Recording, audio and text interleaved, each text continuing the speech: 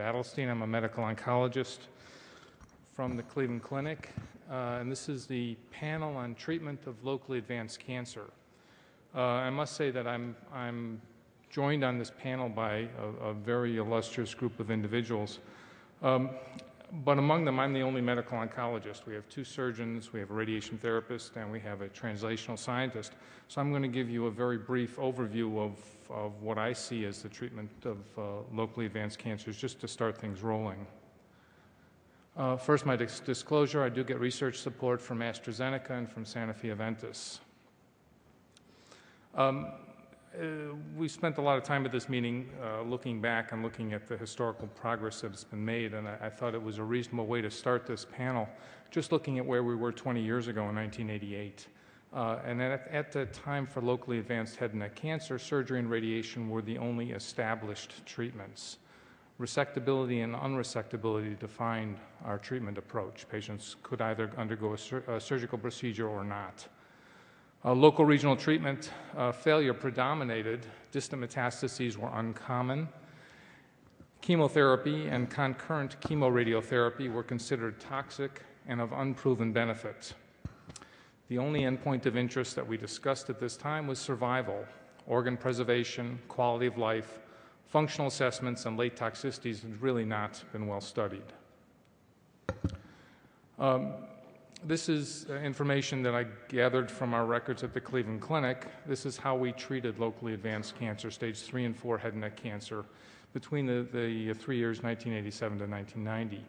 And you can see the bulk of what we did was either surgery with or without radiation therapy, or radiation alone, and chemotherapy had a very small part in the overall equation. Between 2003 and 2006, we've seen something which I'm sure that everybody has seen at their institution, a very dramatic increase in those patients who are being treated with chemotherapy and radiation therapy together. Now, I actually know that the reason for this is that I came to the Cleveland Clinic right around here, but in actuality, this is something that we've all seen.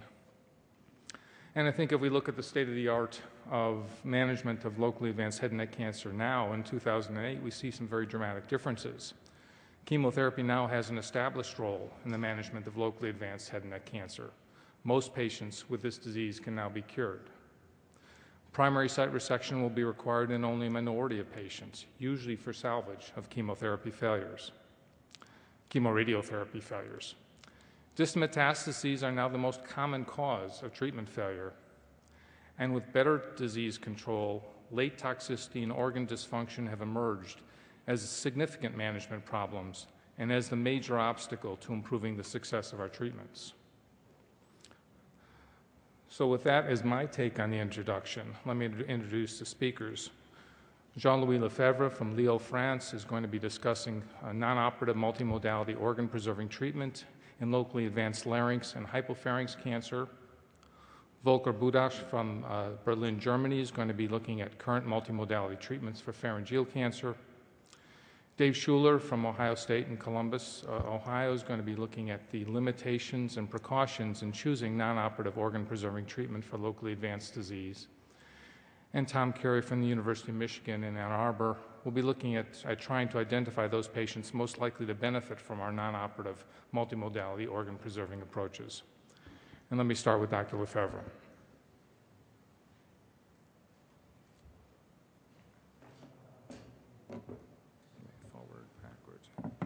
Thank you, David. May I have the first slide, please? Thank you. I would like to thank the organizing committee for inviting me for giving this lecture. And before giving the lecture, I have to disclose that I am a member of the advisory boards of Sanofi Aventis and Merck Serono. This is the story of the treatment of larynx and hypopharynx cancer. As you can see, at the end of the 19th century, we had the first surgery for larynx and hypopharynx cancer with the first total laryngectomy and the first partial laryngectomy. Very quickly, at the very beginning of the 20th century, we had the first treatment by irradiation. That was the first non-operative treatment for advanced larynx and hypopharynx cancer. And we had to wait until the 80s to integrate chemotherapy in treatment with curative intent for larynx and hypopharynx cancer, and to start the clinical research on larynx preservation. So clearly, the first treatment historically was surgery. This surgery for advanced disease removes the entire larynx. That's a mutilating surgery, but it's also a very efficient treatment, as we are able to control the disease above the clavicles in the vast majority of the cases. The second treatment, that was the first non-operative treatment of advanced larynx and hypopharynx cancer with conventional external beam irradiation, gets also good results, but these results are lower than the result reported in the surgical techniques, in the surgical series, sorry. But to be honest, we have to stress that we cannot compare this retrospective study from surgery or from irradiation, as there are retrospective studies on different groups of patients with tumor and over different periods of time. And clearly, the first larynx preservation trial should have been a randomized comparison of totolaryngectomy versus irradiation and surgery in reserve for salvage. It should have been the first larynx preservation trial, and we will miss forever this first larynx preservation trial.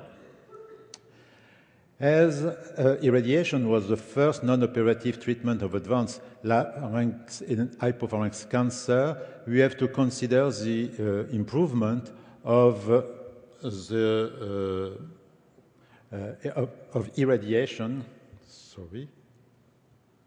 And this is the meta-analysis March, pulling together all randomized trials comparing conventional irradiation versus irradiation hyperfractionated or accelerated without chemotherapy.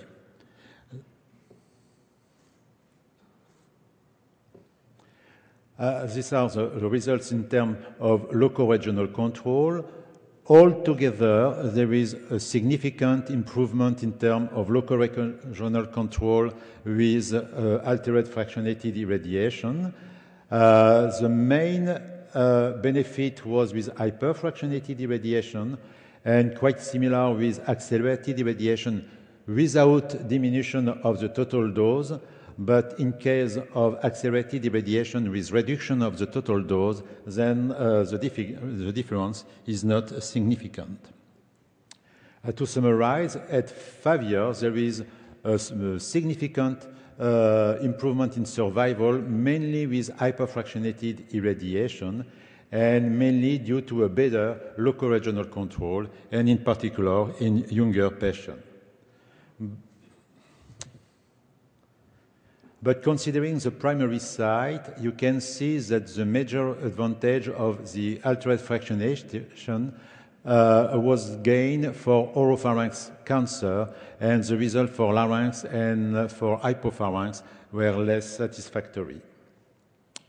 What about chemotherapy? You all know the history of chemotherapy for head and neck cancer with what I'm used to call the platinum revolution, with the appearance of the cisplatin 5-FU regimen able to produce impressive response rate, and in particular impressive complete response rate in previously untreated patients, integrating chemotherapy in treatment with curative intent. And we knew for this second report from the same team during the same session of the same ASCO meeting that those patients who had a good response to induction chemotherapy were excellent responders to a subsequent irradiation. On the contrary, poor responders to induction chemotherapy were also poor responders for a subsequent irradiation. And then arose the concept of induction chemotherapy to select patients to either surgery or irradiation. So we had the first generation of larynx preservation trial comparing surgery versus induction chemotherapy, followed by irradiation in good responders or by surgery in poor responders. There are 3 randomized trials on this design: the well-known VA trial for larynx, the EORTC trial for hypopharynx, and the French trial for T3 larynx diseases. When these three trials were pulled in a meta-analysis by Pignon, it appears that there was no significant difference in survival, but in the experimental arm with induction chemotherapy, nearly 60% of the patients could retain their larynx.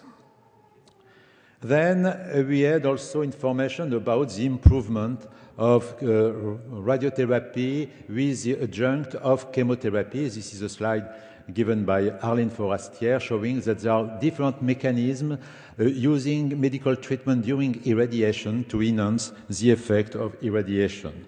And actually, we had from the second meta-analysis pulling together all the randomized trial comparing one treatment versus the same treatment with chemotherapy, either adjuvant chemotherapy or induction chemotherapy or concomitant chemotherapy. It appeared from this meta-analysis that the only one significant benefit in terms of survival was obtained with concomitant chemoirradiation. But I have to stress that in the induction chemotherapy trial group, when induction chemotherapy consisted of cisplatin and 5-FU, then there was a significant benefit in survival of 5%. And considering concomitant chemoirradiation, you can see that the benefit is again for oral cavity, oropharynx, but also for larynx and hypopharynx as well. So very logically, we move to the second generation of larynx preservation trial comparing induction chemotherapy versus concomitant chemoirradiation, and in the United States with the third arm with irradiation alone. In the first report by Arlene Forestier in the New England, it appears that clearly the highest larynx preservation rate was obtained with concomitant chemoirradiation, but the rate of grade 3 and 4 mucositis during irradiation was twice as higher in the concomitant arm when compared with the induction arm or with the radiotherapy alone arm. This trial was updated, and Arlene presented this data during the ASCO 2006, and it appeared clearly that, again, the highest larynx preservation rate was obtained with concomitant chemoirradiation, that there were fewer distant metastases each time chemotherapy had been added to the treatment, either in the induction setting or in the concurrent setting.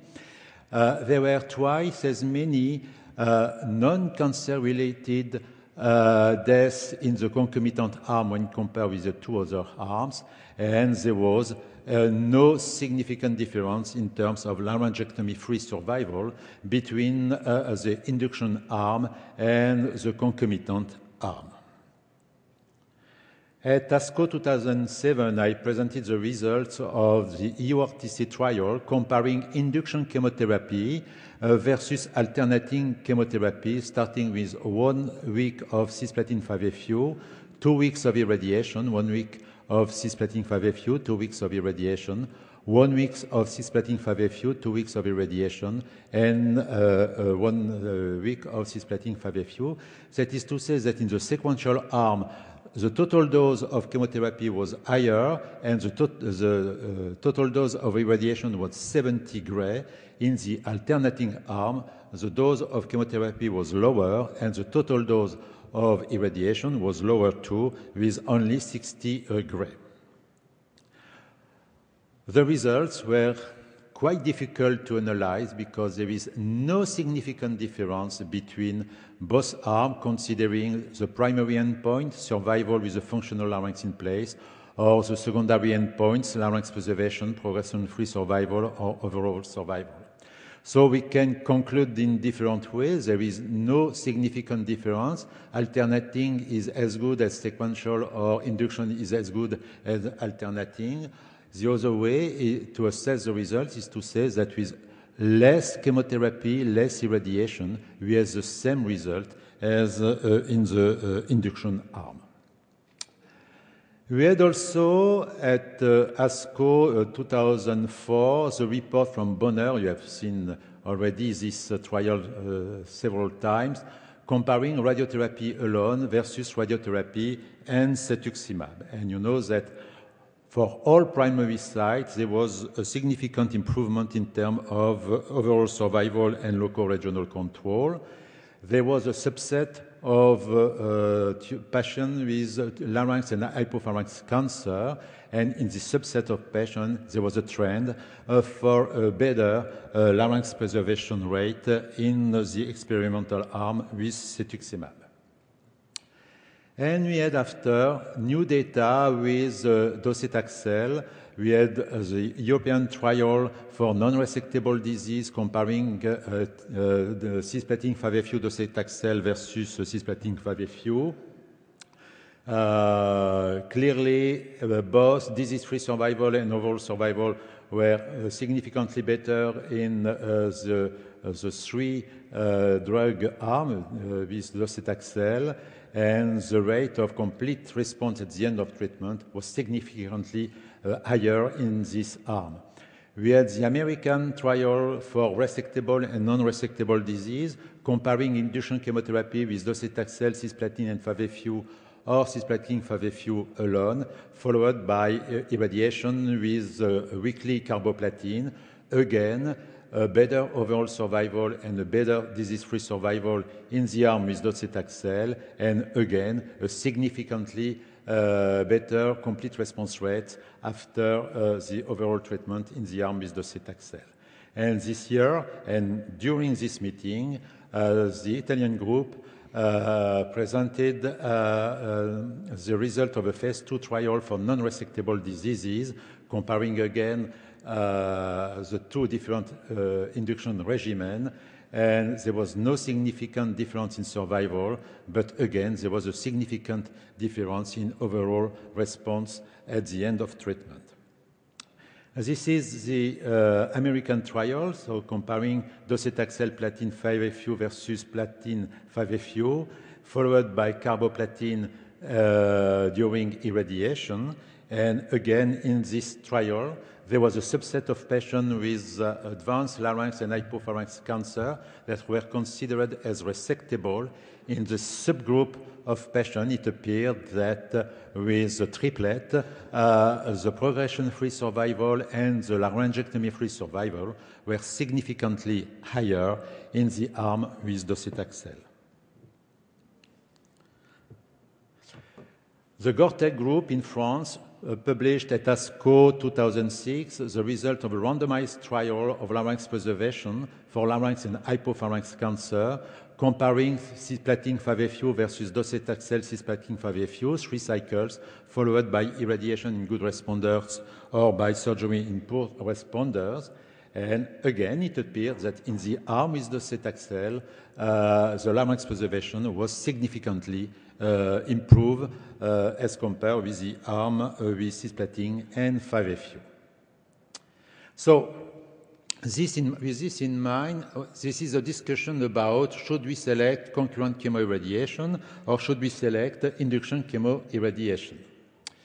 So if we compare induction chemotherapy and concomitant chemoirradiation, again, this result from the large meta-analysis, there is no doubt that concomitant chemoirradiation provide a significant improvement in terms of local control, while neoadjuvant chemotherapy seems to improve mainly distant control.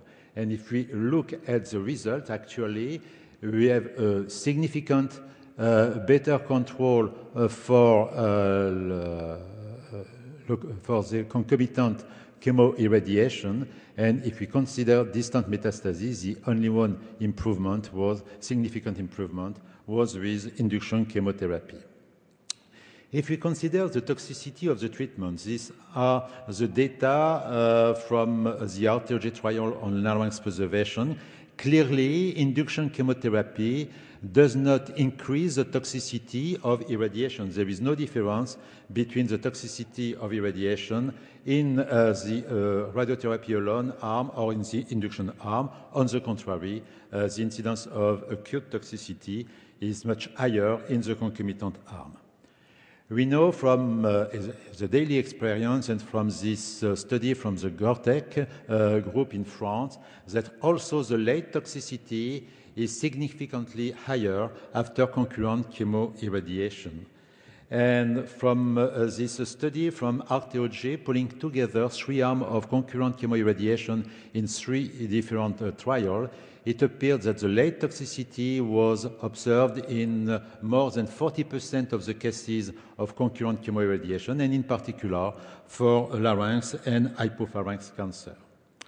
So if we consider the place of surgery in these initially non-surgical approaches, we have irradiation alone or with cetuximab. We know that there is no difference between both in terms of toxicity. We may perform quite early salvage surgery or late salvage surgery during the follow-up. And that's the same thing for induction chemotherapy, either after induction chemotherapy or after the subsequent irradiation or during the follow-up, or in case of concurrent chemoirradiation at the end of the treatment for residual disease or during the follow-up for persistent or recurrent diseases. That is to say that we have to perform salvage surgery either during the acute toxicity phase or during the late toxicity phase. And for us, it may be a concern. Actually, during the acute toxicity phase, we have some problem for detect the persistent disease, to assess the surgical margin, and for wound healing. During the late toxicity, we have, again, some difficulty for detection of residual or recurrent disease or second primary tumor to assess our surgical margin during surgery for wound healing, and we may have some stricture during at distance of surgery. So, to summarize, we can say that for non-operative multidisciplinary organ-preserving treatment in locally advanced larynx and hypopharynx cancer, in some cases, upfront surgery remains the most appropriate treatment. We know that larynx preservation works because we are able to perform salvage surgery if necessary. So salvage surgery is a part of the non-operative approach for larynx and hypopharynx cancer. We know that at the moment there is no non-surgical treatment that has provided a better survival than surgery and postoperative irradiation. But we have also to consider that organ-preserving strategy does not jeopardize survival and disease control. Distant metastasis remain a concern. Organ preservation is meaningful only if the function is preserved, and we know that the toxicity of the treatment may compromise the function, and that the non-operative treatment must be evaluated in light of disease control, in light of survival, and in light of quality of the function. So to summarize the different options we have at the moment, in general, I say that I do not believe that there is a golden standard for the treatment of locally advanced larynx and hypopharynx cancer. We have different options: surgery and postoperative irradiation with or without chemotherapy, radiotherapy with or without modification of the fractionation, concurrent chemoirradiation, induction chemotherapy, and in that case, the triplet with docetaxel is preferable, or radiotherapy with targeted therapy, and at the moment we have only data for cetuximab, and organ preservation, that is a melting pot of these different options. So that is to say that we have different options, and what is difficult for us at the moment is to know how to better select these different options for each patient in the daily practice. That's why I consider that there is only one golden standard at the moment for the treatment of advanced larynx and hypopharynx cancer, and I would say for any head and neck tumor, that's the multidisciplinary decision-making, pulling together the opinion of the surgeon, of the radiation therapist, of the medical oncologist, the biologist, the radiologist, the anesthesiologist, internist, or general practitioner due to comorbidities, and the patient, and to select either to treat the patient according guidelines, that is to say the validated option, or preferably to enroll the patient in a clinical trial. Thank you for your attention.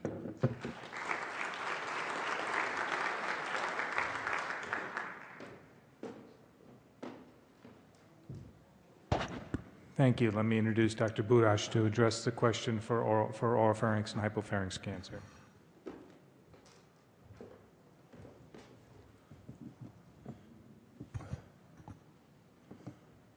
David, dear colleagues, ladies and gentlemen, it's a great pleasure for me to have been invited to this very highly distinguished meeting in head and neck cancer in San Francisco City, which I really like a lot.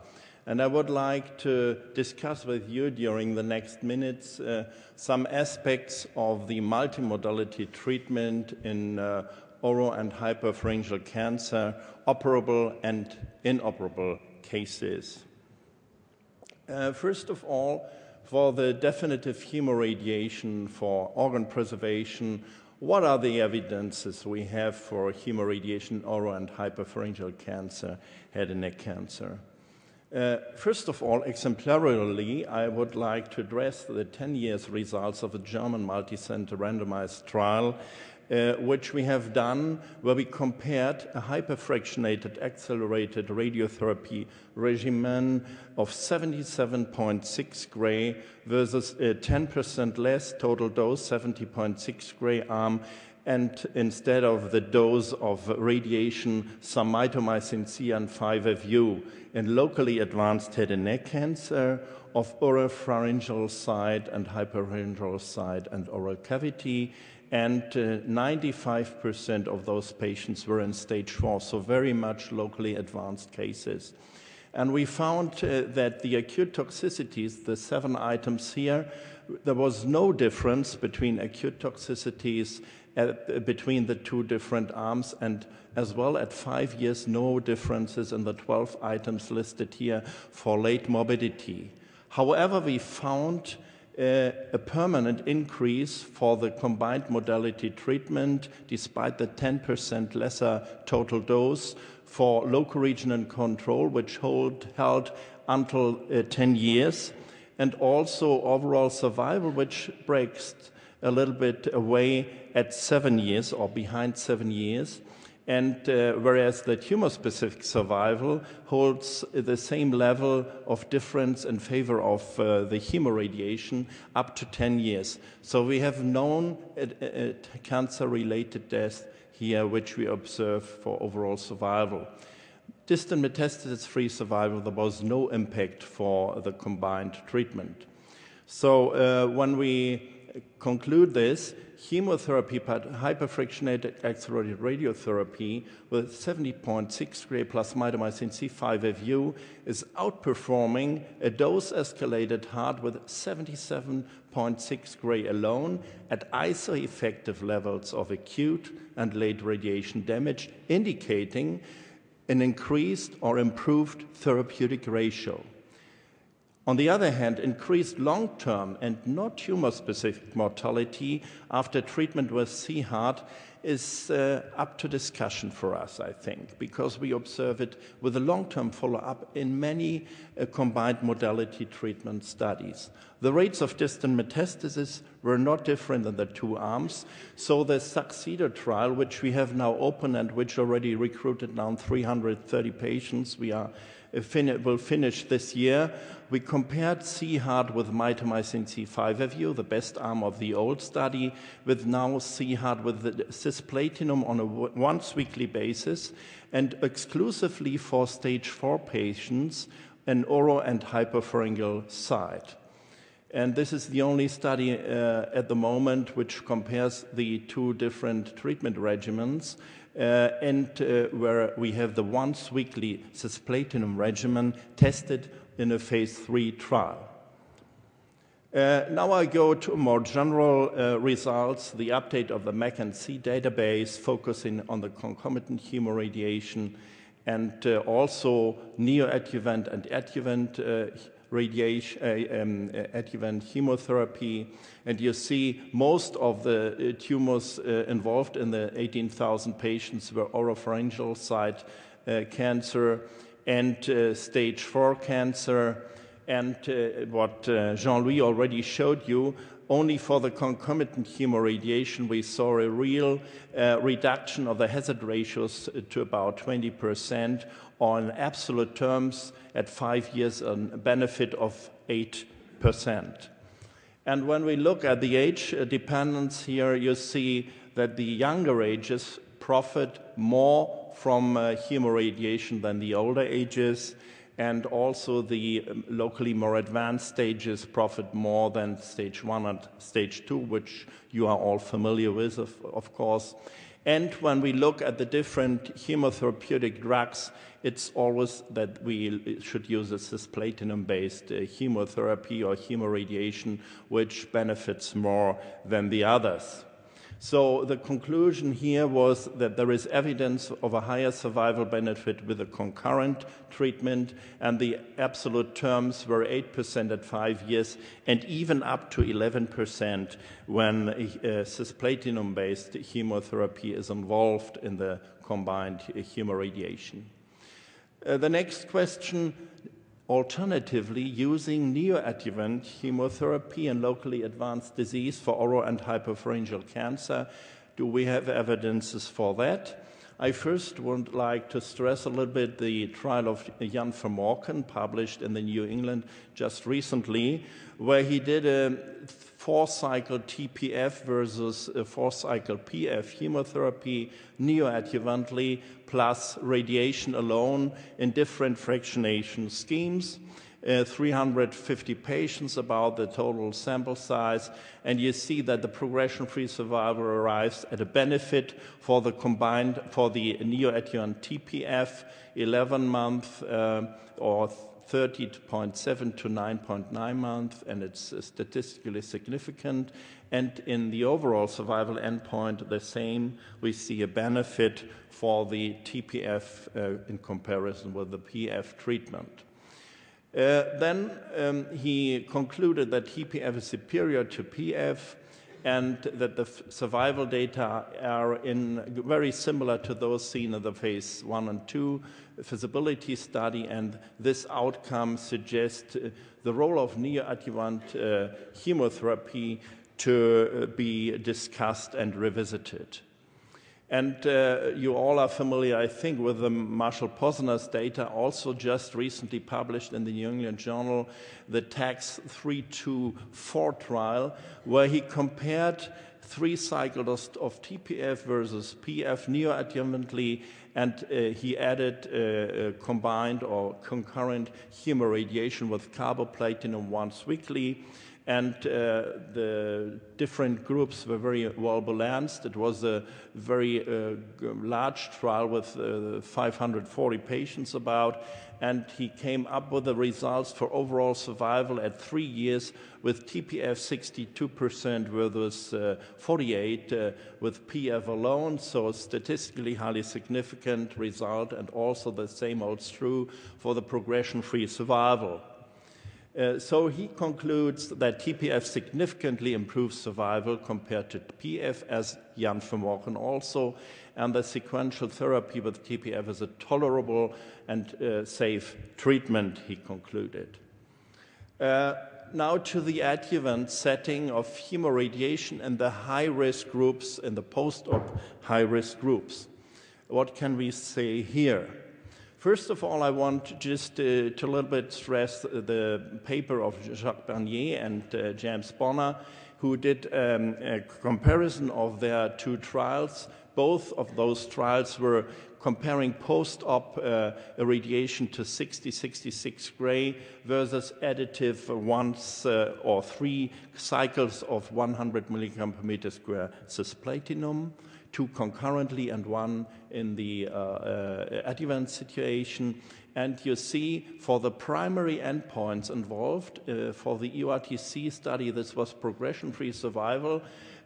We arrived at a benefit for the combined chemoradiation treatment, and also for the local regional failure endpoint of the RTOG study, a reduction of the failure rates, highly statistically significant in both studies. But when looking at the overall survival endpoint, only EORTC trial came up with a positive result in terms of overall survival, not RTOG study 9501. However, when looking at the risk factors involved and at the cross-section of these two circles, we have two factors, positive margin and extracapsular spread. When we concentrate on those two factors and do a reanalysis, multivariate analysis, we come to the result that not only ERTC study is to an even higher difference, statistically significant, better than the radiation alone, but also RTOG study showed for the combined modality treatment a much better result, and also here statistically significant when doing this reanalysis. Another trial from Germany I would like to show you, which just recently has been published at the ASCO, and which is also an example how to treat the post-operative high-risk cases, also randomizing radiation alone versus radiation plus, in this case, fractionated cisplatinum 5 times 20 milligram per meter square in 1 week, and concurrently with 5-FU 600 milligram 5 days per week, 2 cycles in week 1 and week 5.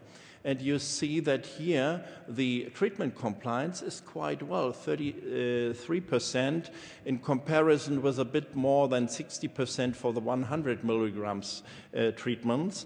And you see these are only 2 cycles which are involved, and still we arrive at very considerable local regional control figures at 5 years, statistically highly significant in favor of the combined treatment. And when you look at the overall survival by univariate analysis, no different. But when looking at the risk factors and doing a multivariate analysis, we also arrive at a survival benefit in the same range as the 2 other studies of Jacques Barnier and James Cooper. And so the last point I want to address in these cases of oropharyngeal and hypopharyngeal cases, what are evidence for targeted therapies? You all know we have a high EGFR expression in human tumors, especially head and neck cancer. And we, on the other hand, know that the combined or concurrent chemoradiation has a lot of significant adverse effects, or acute toxicity and late morbidities compared to radiation alone. And so James Bonner did this study, which you are all familiar with, in 424 patients, where he showed that in the local regional endpoint, there is some very effective gain in the median survival or the median local regional control endpoint, and at 3 years, 47 in comparison to 34% a gain in local regional control, and the same holds true for the overall survival endpoint, where the median survival is even more striking than for the local regional control endpoint. So the addition of Erbitux or cetuximab to the high-dose radiation locally or local regional advanced squamous cell carcinoma resulted in statistically significant improvement in the local regional control and overall survival endpoint, and only minimal additive skin toxicity with no additional effect on mucositis and delay in radiotherapy.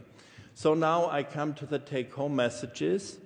The cisplatinum-based concurrent chemoradiation with 5-year survival benefit of about 10% is currently considered, on the one hand, the standard of care for inoperable, locally advanced, and on the other hand, also for the post-op high-risk disease patients with oropharyngeal or hypopharyngeal cancer.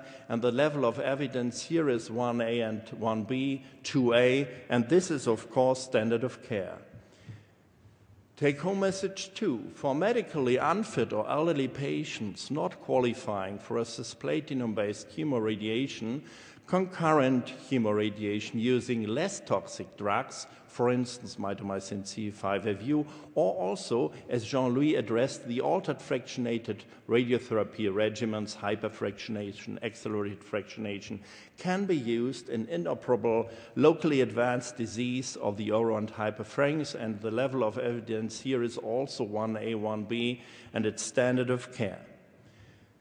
Now, message 3, from results of several recent phase 3 trials and subgroup meta-analysis, neoadjuvant TPF followed by radiation or chemoradiation is also an option within clinical control trials or on individual patient decision and informed consent.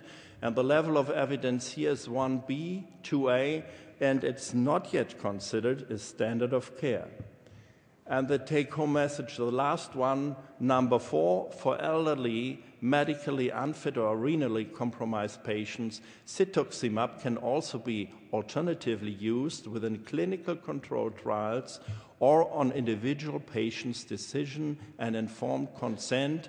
Here also the level of evidence is 1B and 2A, and it's also not standard of care. Thank you very much for your attention.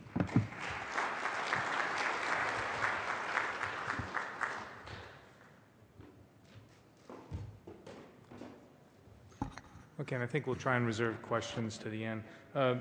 Dr. Schuler, Dave Schuler, is going to now address some of the perils and pitfalls I think we might run into after hearing all this enthusiastic endorsement of chemotherapy and radiation.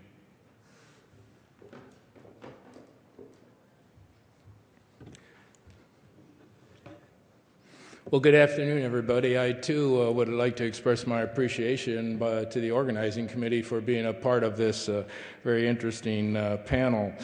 Just as David said, now that you've heard these very impressive presentations by my two colleagues, I have the dubious distinction of now talking with you a little about the limitations and precautions in choosing non-operative organ-preserving treatment for locally advanced disease.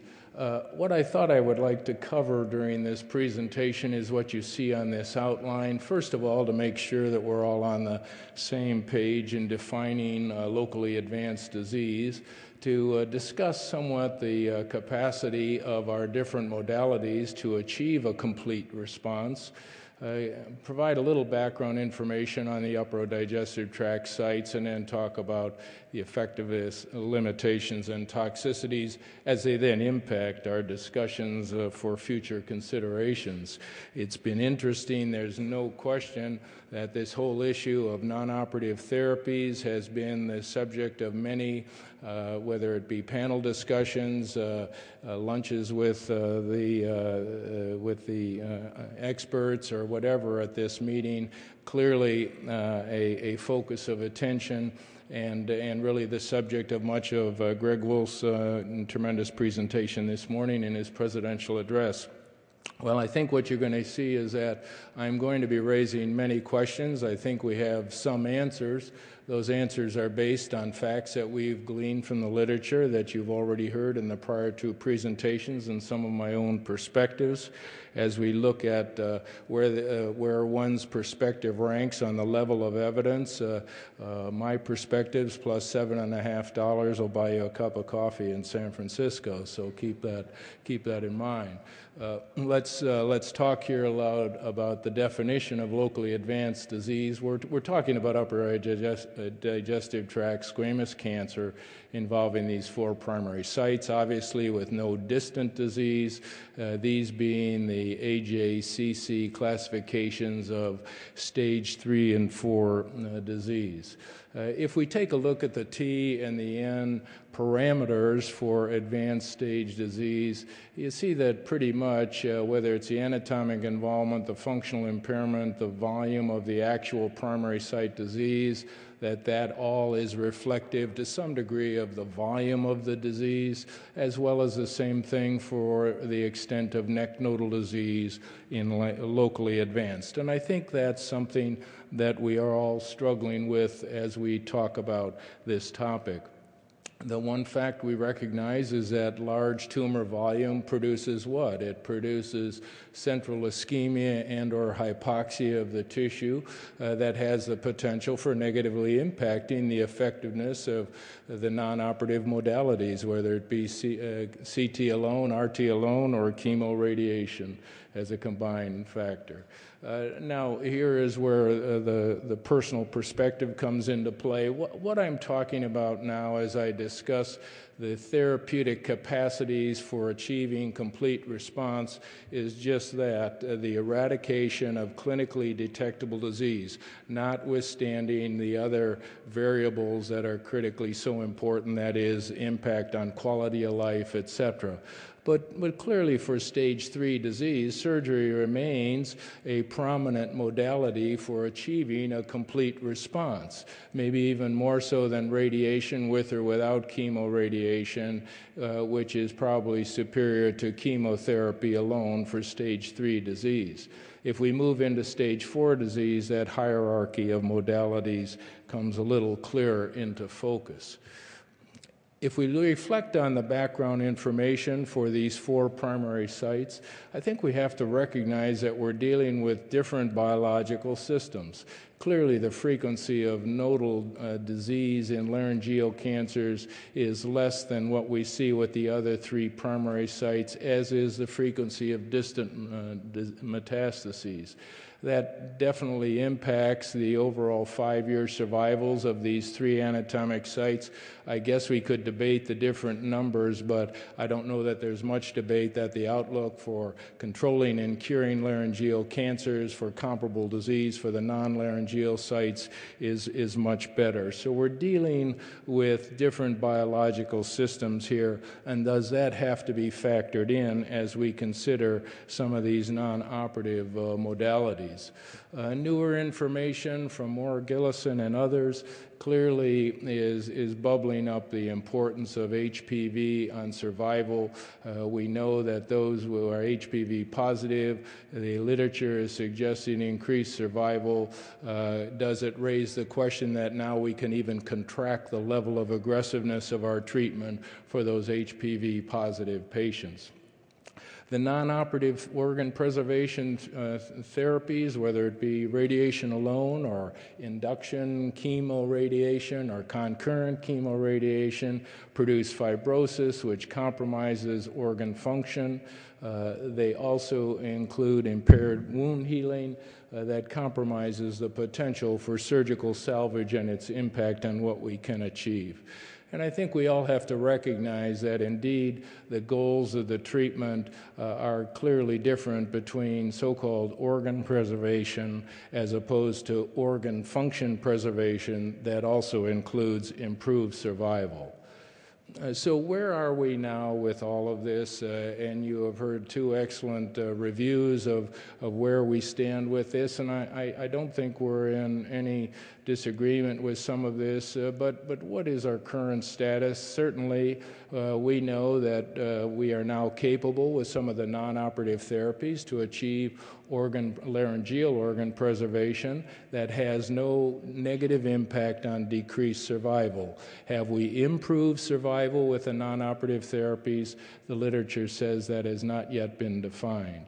As we take a look at the non-laryngeal sites, again, there is information to suggest that we can indeed preserve organ preservations with our non-operative therapies with no decreased survival.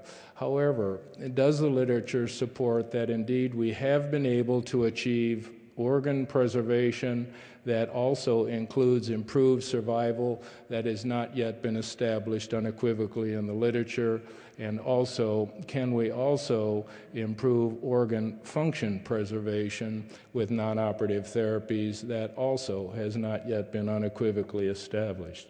So is it indeed possible for us to achieve the ultimate, and that is to preserve the function of organs as also in addition to improving overall survival for our patients?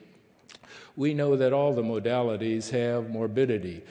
Any of them, hopefully, the hope is that the targeted therapies will give us less morbidity.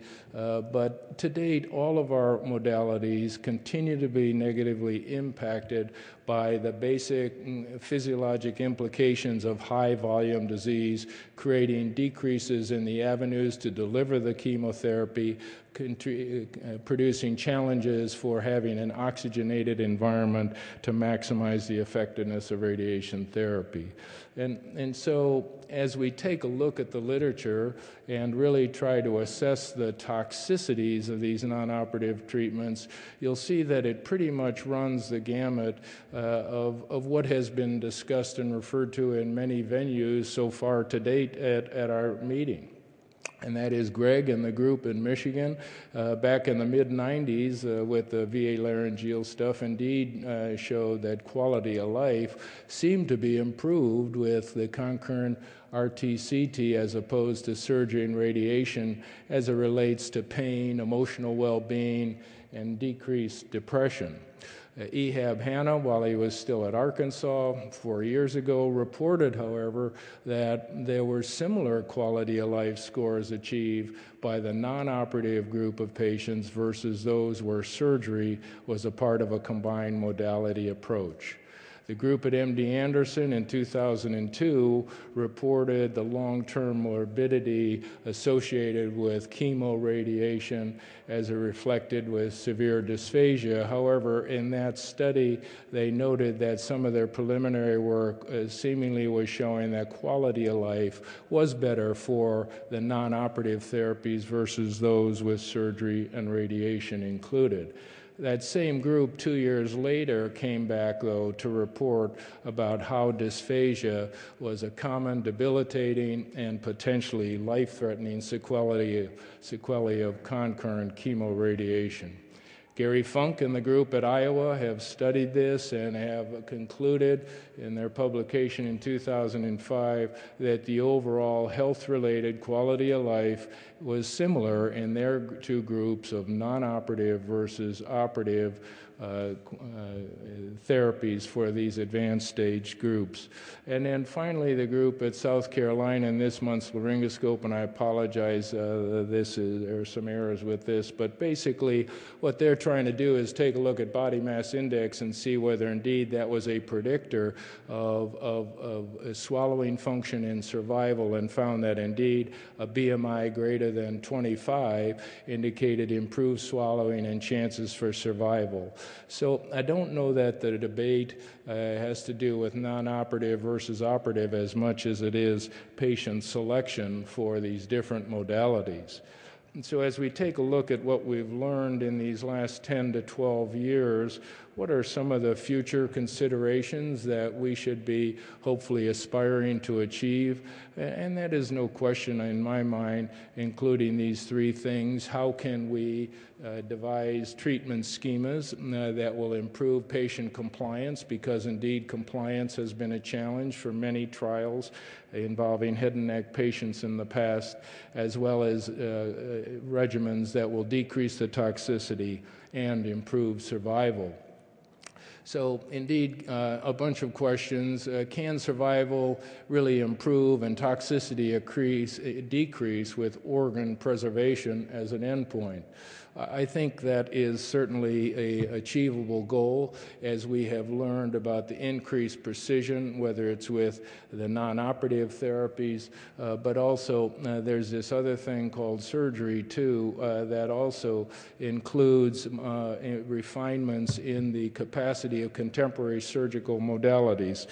Greg Wolf referred to some of them in his presidential address this morning, and whether it's the advances in radiation, chemotherapy, or also the advances in surgery with respect to laser technology, robotics, minimally invasive approaches, the enhanced capacity to do surgical organ preservation.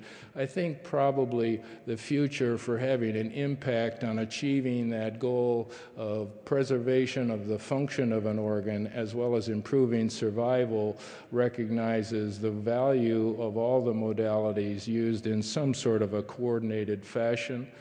Not to be a self-promotional thing, but just illustrative of an example of the modalities being used in a coordinated fashion. We have been interested in at Ohio State for a number of years, not for laryngeal cancer, but for these 3 sites, working on a regimen that basically tries to take advantage of the assets of all 3 modalities, that being the contemporary approaches to accelerated fractionation radiation that's sensitized with cisplatin, that includes surgery and intraoperative radiation, and then adjuvant chemoradiation, but using Taxol as the systemic agent to deal with the distant disease. And when we take a look at the latest, now this has all the limitations of a single institutional phase 2 trial, non-randomized, but heavily weighted towards people with stage 4 disease. We see that a coordinated schema involving all the modalities can be achieved with excellent compliance, as well as achieving extraordinary local regional control rates, having a positive impact on distant disease with a subsequent seeming improvement in the survival. And so not at all a claim for superiority, but just an example of trying to use all of the modalities at our disposal. I enjoyed the panel yesterday afternoon on locally advanced laryngeal cancers, but during that panel discussion, Dr. Curry from Emory had a similar challenge as I have to talk about the consensus and controversies. He finished his excellent presentation by showing a case of a 56-year-old person with a stage 3 supraglottic laryngeal cancer. And when he interacted with the audience to describe the different options for treatment, of the 10 options with induction versus adjuvant versus concurrent follow, etc., there was one surgical option for a stage 3 supraglottic laryngeal cancer, and that was total laryngectomy. There was nobody in the audience who voted to offer that to the patient as a viable form of treatment for that disease. And I don't disagree. I think that's something where maybe those of us in the surgical area of this disease have failed to educate our non-surgical colleagues who are teaming with us to try to impact this disease about the refinements that have occurred in the surgical technologies. Laryngeal cancer does not equate to total laryngectomy, does not equate to aphonia. Tongue-based cancers do not equate to total glossectomy with or without total laryngectomy. And if you remove a portion of the pharynx or the oral cavity, that doesn't mean that the patient will never eat or swallow again. And so we have to do a better job, just as those of us in the surgical fields, of training our residents and fellows about tumor biology and the refinements in radiation and medical oncology. I think the converse applies as well, because truly there has to be a role to try to impact this disease, of hitting the home run of not only preserving the function of organs but improving their survival. This just being the results of the functional outcomes of the most recent phase 2 study for this coordinated trial that's been undertaken at Ohio State. So in summary, yes, many questions. There are some answers. I think truly a plea that you've heard in so many venues that given the relative infrequency of our disease, the answers are not going to come from single institutional trials, probably not even going to come from cooperative group trials, that truly it demands a national and in some respects probably even an international effort. The National Cancer Institute has organized the Head and Neck Steering Committee. I have the privilege of serving as a co-chair with Arlene Forstier and Andy Trotty, and truly we'll be seeking everybody's cooperation so that indeed we can try to find some more answers to these puzzling questions. So with that, I'll stop and thank you again for the opportunity to be a part of this.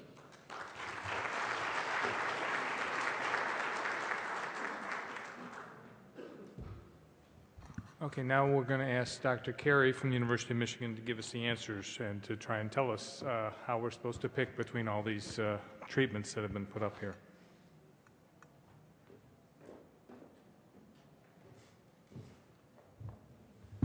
Thank you, David, and thank you for inviting Frank and me, and I appreciate Frank offering me this opportunity. So one of the things we've been trying to understand is whether or not we can use biomarkers to prospectively predict response to therapy and then use that information to individualize treatment to answer some of the questions that Dr. Schuler has just raised. And although my name is on this slide, I want to make it clear that I am the spokesman for the Head and Neck Oncology Program team. This is the kind of work that can only be done by a coordinated effort of multiple talented and skilled people. I have nothing to disclose. And the objectives of our research are to prospectively identify patient and tumor factors that are predictive of response to therapy and outcome, with the idea that we can then move to provide individual patients with the most effective treatment based on this information to improve survival and minimize morbidity. In addition, we recognize that it's almost certainly going to be necessary to tailor new treatments to tumor biology, to design novel therapeutic strategies, and develop individualized treatments. The work that I'm going to talk to you about today is based on a study that's done at the University of Michigan. It has the same limitations that Dr. Schuler mentioned, that it's a single institution trial, it's not randomized. But we were interested in trying to determine if we could use induction chemotherapy to select responders in advanced oral and oropharyngeal cancer for subsequent response to concomitant chemoradiation, and for patients who achieved a CR or a greater than 50% reduction at the primary site, they would then go on to concurrent chemotherapy with cisplatin or carboplatin and intensity or IMRT. And for patients who achieved less than a 50% response at the primary site, went immediately to salvage surgery and radiation. And for patients who made it through here, they're again evaluated with endoscopy. In this study, we had, they were all stage 3 and 4. Many patients had bulky neck disease, and all patients with N3 or 3 centimeter nodes in the neck had a planned neck dissection. Of interest, following this, none of the 33 planned neck dissections revealed any residual tumor. Then adjuvant chemotherapy with 2 cycles of Taxol was offered at the end of this. Again, for non-responders to chemoradiation, salvage surgery was performed. Note that at the time of entry into the study, biopsy and tumor collection for molecular markage as well as imaging was carried out. The first thing that we observed was that while this therapy was working fairly well in the oropharynx cancer patients, it did not work particularly well in the oral cavity patients, and we don't have as much tissue from the oral cavity patients, but we're going back and we're evaluating the same markers to try and determine why there's this big difference between the 2 sites. Clearly, HPV is one of the major factors, but the marker data that I'll talk to you about today is based on 48 of the 66 patients. This morning, Greg Wolf showed a more up-to-date slide. We actually have 5 years of follow-up on this study now with excellent outcome. And as we began to evaluate the survival in our patients, one of the things that we were struck by was that there was a major difference between response and disease-specific survival in the women in the trial versus the men in the trial. And we wanted to understand what the basis for that was. So one of the things that we're actually trying to do, the big trials have told us a lot about whether or not one particular therapy is going to change the outcome for a group of patients. But we're interested in what happens to each individual patient. So if we look here, there were 66 evaluable patients coming in who had induction chemotherapy. 54% of the patients had a CR or PR to induction. That was an 81% response. And 11 patients failed to achieve a PR. We had one unfortunate individual who had a dihydropyrimidine dehydrogenase deficiency that we didn't know about, and he died from toxicity due to 5-fluorouracil. Of the 54 patients who responded, one patient died of metastatic disease after a complete response before the opportunity to undergo chemo-RT.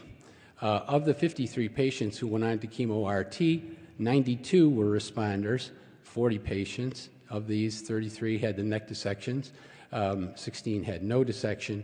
Of these, 24 were able to go on to continue to paclitaxel. 25 decided they'd had enough. And then you can see that the outcome with or without paclitaxel was pretty good. But in addition, as we began to note the failures, we also looked at what were they failing from. And here you can see that there are 3 distant metastases, 1 local recurrence. Here, 4 distant metastases, 1 local recurrence. We had 1 patient who died of other causes, and one suicide, I believe. Of the patients who had persistent disease, 3 were offered salvage, but we were unable to salvage them. All 3 had distant metastases. And here, of the 11 who failed to go on to chemo-RT, 9 were candidates for salvage surgery. And in contrast to the larynx, where we had observed very good success with salvage surgery, in these patients, the survival with salvage surgery was not as good. But note that, again, we have, in the 4 patients who died, there were 2 who had distant metastasis and 2 with local recurrence. So I think that we have different biology by this site. The larynx provides a barrier that may give us more time before distant metastases develop.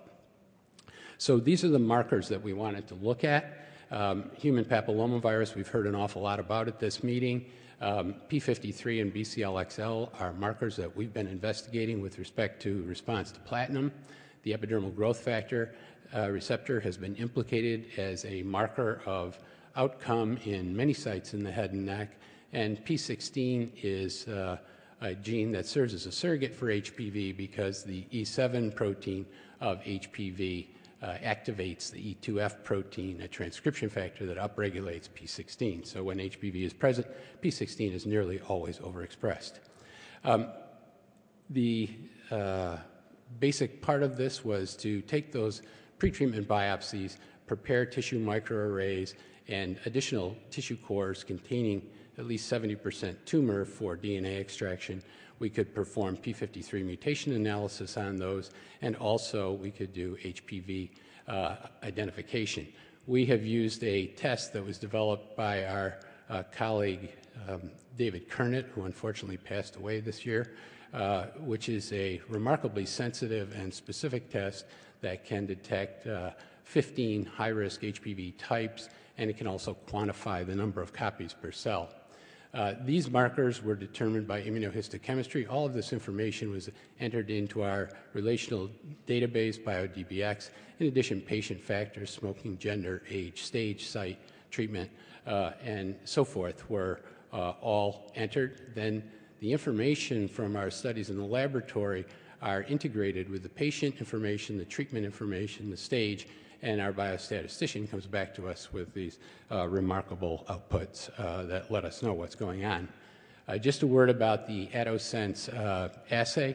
This is designed so that there are primers that are used to amplify each of the different high-risk HPV types, and the primers are designed so that there's a tail on each one so that every product is a different size when it's subsequently put into a mass spectrometer. And so each HPV type has a unique and individual peak that can be immediately recognized. When there is a sample of tissue with an HPV type in there, then that competes with this competitor that gives the peak. And when you see an extra peak show up, and the primer for that is designed to have a 40 Dalton difference, you can immediately tell which HPV type is present. and then a quantification method can be used by using different quantities of type-specific synthetic oligomer as a competitor. And so as you match the amount of competitor to the amount of HPV in the sample, the size of the sample peak will decrease and the size of the competitor peak will increase. And because this is also done with a marker for normal gene copy, beta globin, we can tell how many copies of HPV there are per cell. And as many other people have shown, for those tumors that are HPV positive, the patients do much better than those that are HPV negative. And this is directly related to HPV copy number. We just use an arbitrary cutoff of 65 copies per cell here because that would divide the low HPV and the high HPV into approximately equal numbers. But you can see that there is a relationship with copy number and response. And when we look at the likelihood of response, the CRs and PRs had much higher HPV copy number per cell than the non-responders, and similarly, well, I can't even read this now. This is HPV. Oh, and this is for chemoradiation. The non-responders had low HPV. The responders tended to have much higher HPV, and those were statistically significant. As others have pointed out, P16 and HPV are strongly related. The p-value for expression of P16 and HPV in our study was 0.0001. And this is just an example of what it looks on the tissue microarray. Here's a P16 negative tumor and a P16 positive tumor in the high power. And again, what you see is that when P16 is highly expressed, then the probability of complete response is very high. PR is also high. Stable disease and non-response are lower.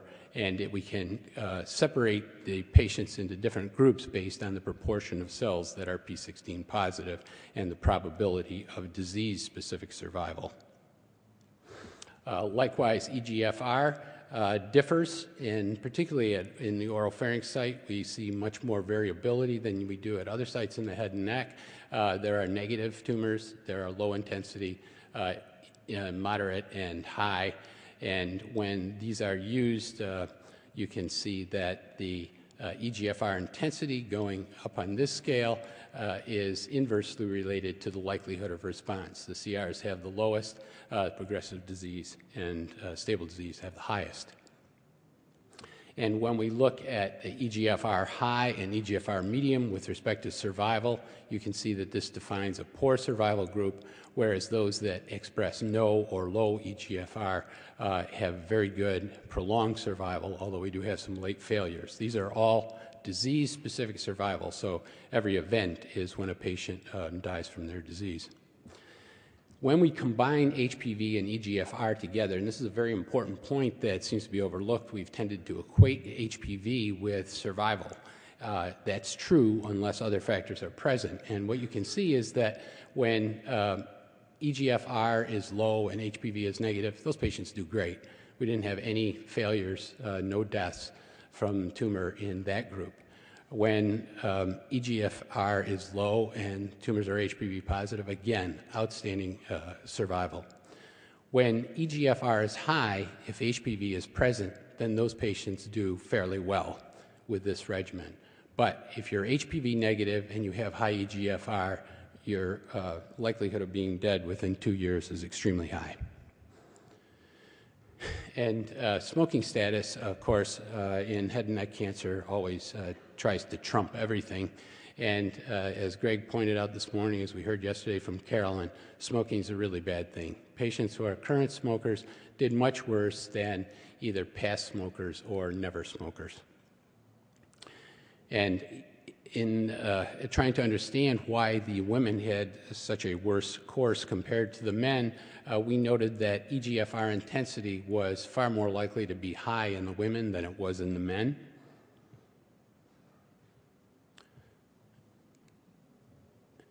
And when we look at HPV and smoking and EGFR and smoking, the HPV and smoking relationship that we found is the same as what everyone else has found in the literature. HPV highly positive tumors are much more likely to come from patients who are never smokers or past smokers, and current smokers have the lowest likelihood of HPV positivity. The interesting observation that when we take into account smoking and EGFR is that we found a relationship between smoking and the likelihood of higher EGFR expression, suggesting one more reason why smoking is bad for outcome. And in addition, we've been studying BCLX long and P53 as dual markers, and Greg Wolf addressed this morning in his talk. We had found in vitro that the expression of P53 and BCLX long and the mutational status of P53 when combined with BCLX long can predict outcome. And Carol Bradford had shown previously that tumors that overexpress P53 in the larynx and have mutant P53 tended to have better laryngectomy-free survival, suggesting that those tumors were responding better to chemotherapy than the ones that had wild-type P53 if BCLX was also expressed. And this is what we found in vitro to be true as well, that when P53 is functional and BCLX long is high, the tumors don't undergo apoptosis in response to DNA damage, but rather they arrest and repair and come out of it feeling fine about 24 hours later.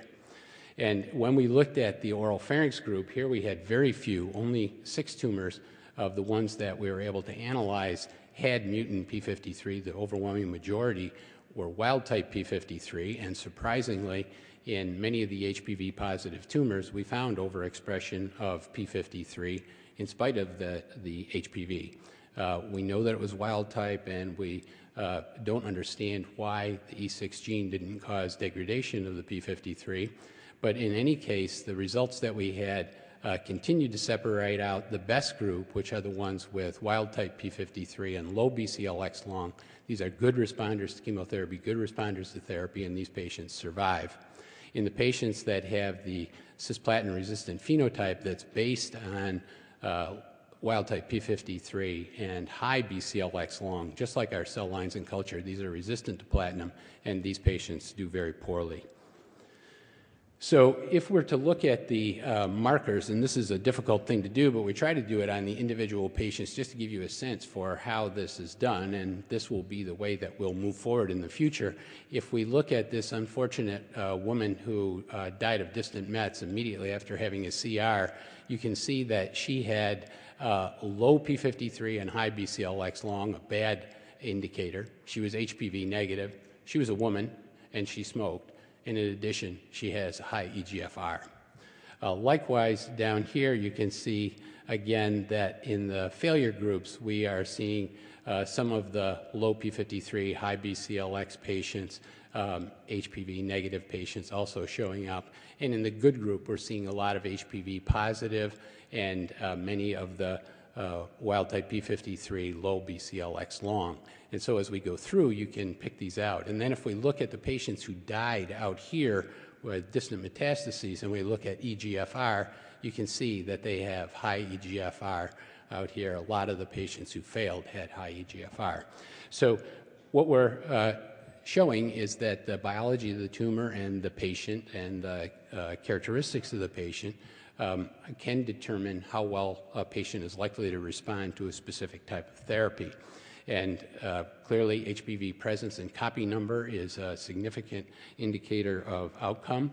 EGFR intensity is associated with poor response to therapy, with smoking status, with female gender, and of course, poor survival. Patients with HPV positive tumors and high EGFR have better survival than those with HPV negative and high EGFR.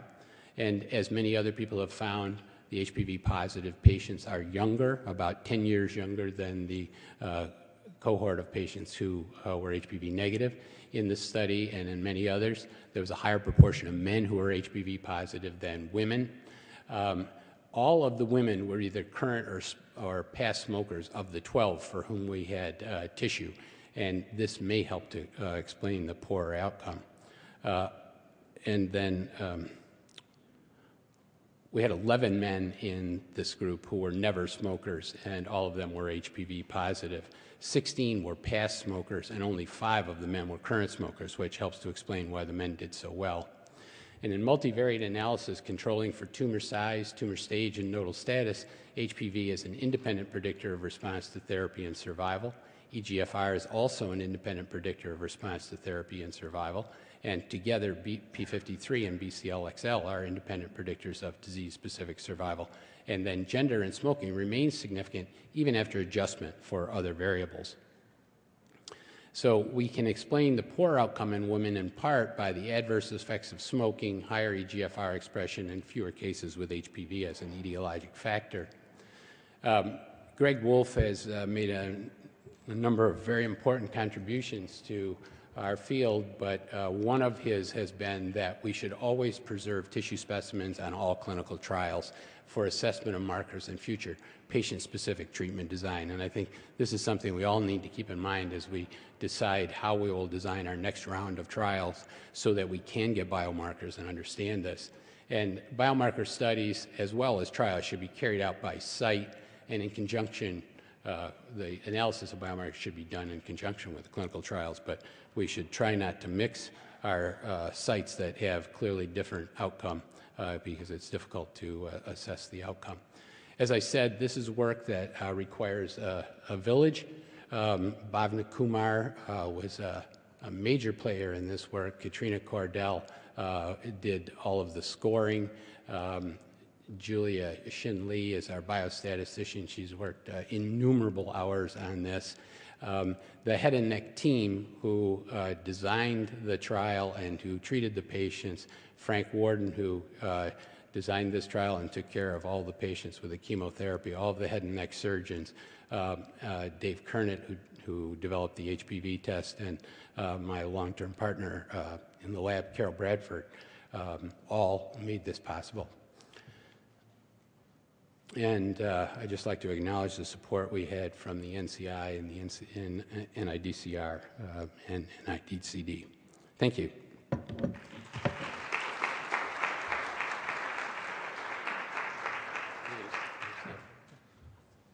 While I'm asking our panelists to come on up here, we've got about 5 minutes for questions, which we can take from the audience. If you'd care to just identify yourself and where you're from. And I think I could start. Yeah, why don't you come on up? I could start by asking Dr. Carey a question. Now, we see this information looking at analysis of the results of these studies. When do you think, or do you think we have enough information to design clinical trials based on these markers? Or should we take the HPV negative, smoking, EGFR positive woman and not recommend for them or put them in a trial that would not use chemotherapy and radiation? I've been thinking about this a lot, and so has the rest of the team.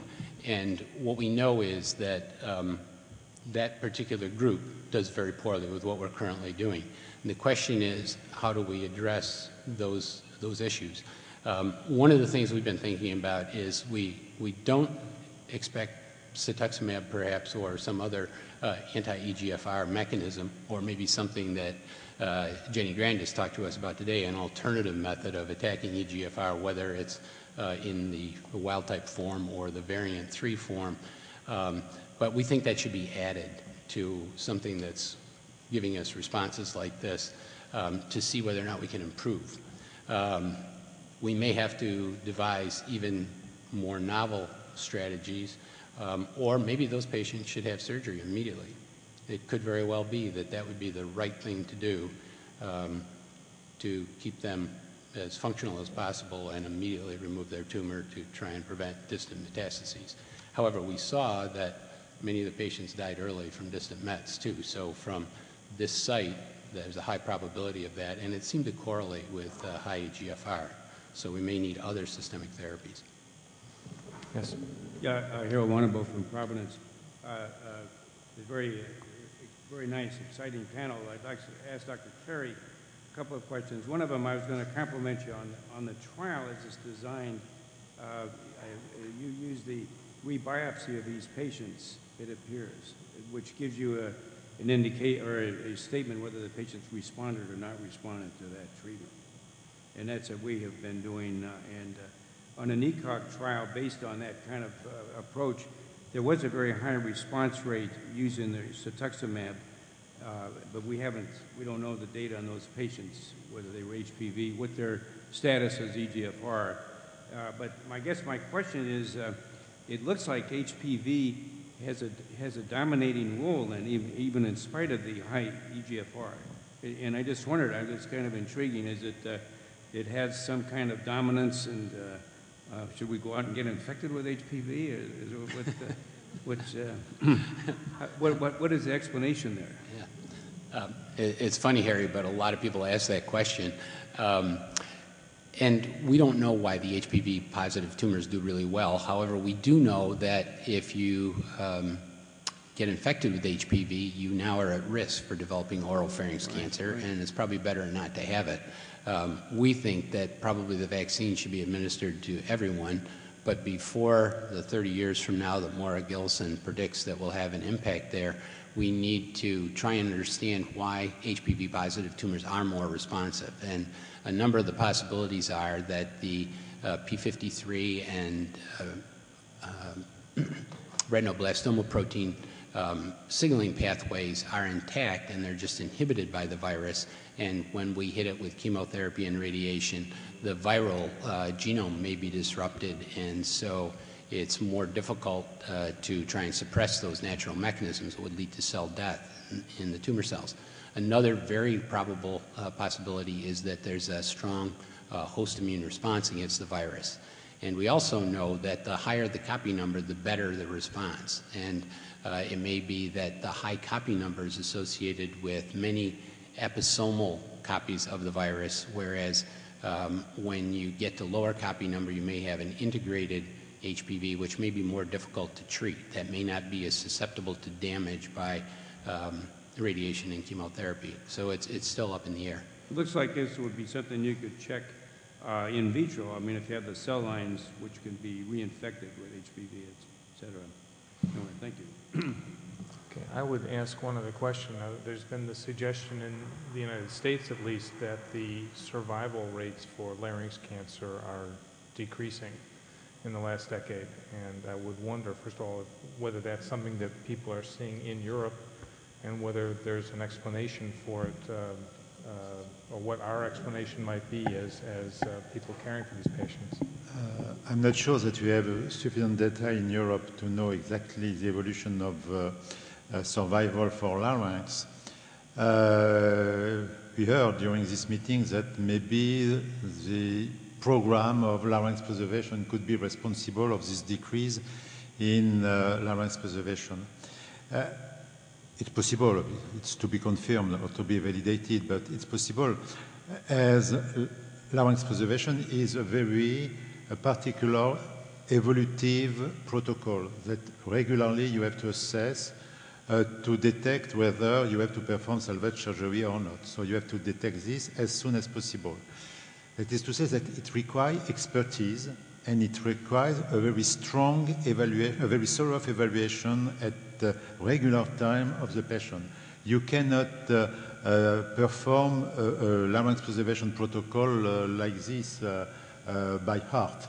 It's science, and it's a very difficult science because you have to check the situation regularly. So maybe if larynx preservation is responsible of the decrease in survival for larynx, what I'm not sure at all, it's not because of larynx preservation. It's because of a lack of expertise, of quality of follow-up of the protocol.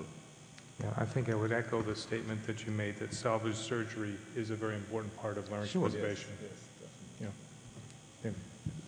Just a question to my colleagues or anybody in the room. Do we think that smoking is such an overwhelming variable that it's trumping all of this wonderful biology that we've come to recognize in the last 10 to 12 years? In short, if we don't solve the smoking, the tobacco utilization problem, are we really going to be able to have an impact on this disease? I would say that it's absolutely necessary if we're going to have an impact on prevention. And I think it's also crucial based on what we know from multiple studies, not just ours, but the likelihood of somebody responding to therapy and to radiation if they continue to smoke drops off quite dramatically. And somehow maybe we have to show those curves to patients and say, if you want to try and live, you have to stop smoking. Yes. Hisham Mahana from Coventry. Dr. Carey, in your analysis of the prognostic indicators, did you do in the analysis a kind of sequential analysis of smoking and then looking at the prognostic markers? So does use of the prognostic markers improve your prognostication on top of the clinical risk factors that we've used and smoking? I think I understood your question. The answer is yes. The predictive markers do predict after smoking has been taken into account, after stage, site have been taken into account, age. Yes, they do. Okay, thank you. But I'm just saying that smoking can remove some of the benefit that someone might have from being HPV positive.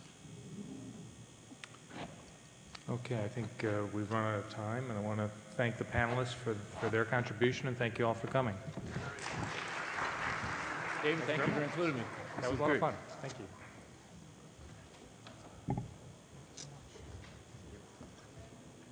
Great presentation. Always enjoy it.